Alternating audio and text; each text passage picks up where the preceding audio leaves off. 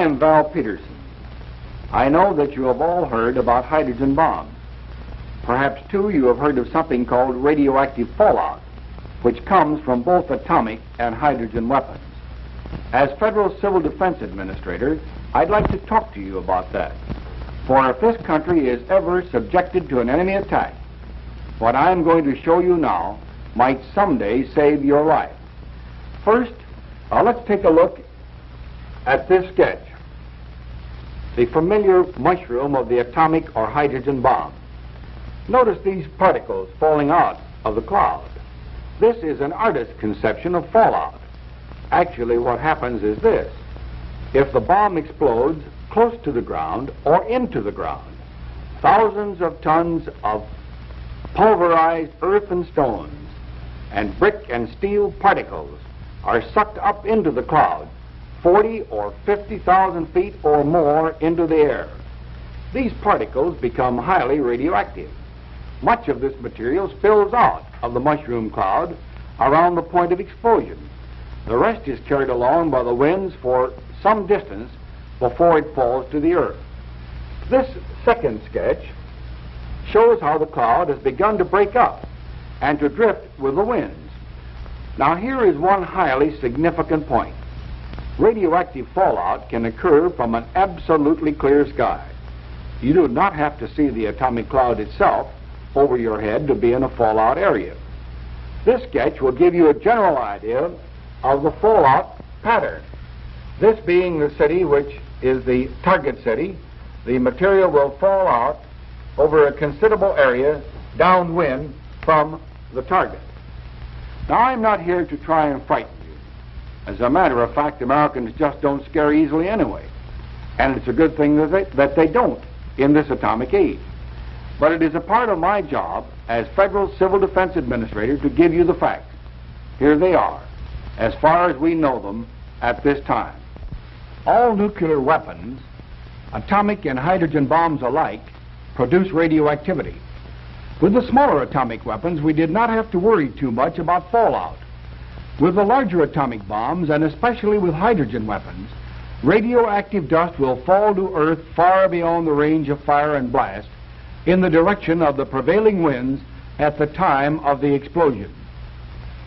Now, as you can see, fallout will be a threat not only to so-called target areas, but to many smaller communities far removed from the cities under attack. And in fact, to every farmer living within the area, downwind from the target area and over the distance that the wind may carry these radioactive particles. As a matter of fact, the communities that lie downwind may very well have to withdraw their people from the danger zone laterally, and there will be time because radioactive fallout takes a considerable time to occur. Or the people will have to get into shelters of some type or other. Or we may have to do these two things somewhat simultaneously. Now, I won't mince words with you. If you happen to be caught downwind in the path of the fallout and without any shelter, and if you don't get into shelter just as rapidly as you can, these radioactive particles could cause your death, or they may cause you serious injury, depending upon the degree of contamination and other factors. So much for the threat. Now, what are we going to do about it? We are still learning things about the behavior of radioactive fallout from the larger weapons. But for the present, we do know enough about the size and power of modern weapons and the radioactive waste they produce to begin planning how we can best protect ourselves. Basically, there are only two things you need to know how to do to protect your life. One is to evacuate your city before the bomb falls, because obviously, if you are caught in the open near ground zero, you won't have to worry about radiation. The bomb itself will kill you. The other method is to dig deep enough into the ground to escape the effects of blast and heat and radiation. Now come and look at this layout of a typical city. Let's say that right here is the assumed ending point of enemy bombers, and that the Weather Bureau tells us that the winds will probably carry radioactive fallout downwind in this direction. When we speak of the winds, incidentally, and of the H-bomb, we're talking not only of surface winds, but also of the winds high up, 25, 40, and 50,000 feet above the earth. Those are the winds that carry the major portion of radioactive material from the bomb cloud. Well, up to now, the picture looks pretty bad. But with enough warning and enough practice in peacetime exercises, many millions of lives can be saved that surely would be otherwise lost. Now let's take another case. Suppose you live in a small town, squarely in the path of the radioactive fallout. The further away from that bomb you are, downwind, the more time you will have to get out.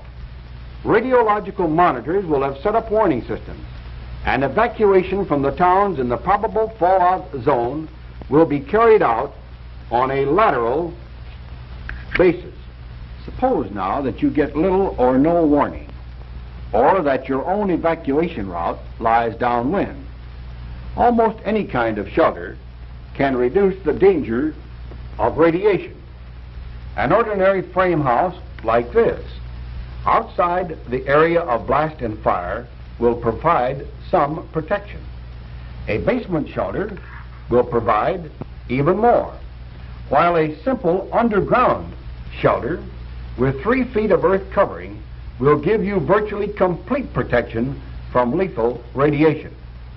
One thing we want to remember about shelter, however, is that once in it, you may not be able to go outdoors for several days except for short periods. Radiation, contrary to some scare stories you may have heard, doesn't contaminate the countryside forever. Its lethal strength dies very rapidly, sometimes in a few hours, but it might be a couple of days or even longer before it would be safe to leave your shelter altogether. For some time we have urged that every family that possibly can build a basement shelter or an outdoor shelter if they live in the so-called fringe areas of our major cities. Today, with the danger of radiation fallout over long distances, it is equally important that residents of suburban and rural areas, many miles removed from major cities, also build shelters. They should stock them with emergency supplies of essentials such as blankets, first aid kits, food and water, and other articles shown in this sketch. A battery-operated radio will enable you to receive civil defense news and instructions over the Conelrad emergency radio broadcasting frequencies at 640 and 1240 on your dials. Civil defense, in the final analysis, has always been a local problem. Some areas, for instance, could be evacuated practically around a 360-degree circle. In other areas, such as this one, where a city has an ocean on one side and may be surrounded by rivers, evacuation problems will be far more difficult. Civil defense, like military defense, must be flexible and adaptable, both to new weapons and varying local conditions. I'd like to emphasize this one point in closing. We'll do all we can in the federal government to get information to you on defense against these new weapons as fast as the scientists can give it to us. And believe me, there are defenses. We'll help you all we can, but the responsibility is first of all yours to work out in conjunction with your local civil defense director. Cooperate with him by participating in evacuation and shelter tests, by taking first aid and other civil defense training. Help that civil defense director of yours all you can. He has a big job, a job that could save your life, the lives of your family, your neighbors, the life of our nation. Thank you.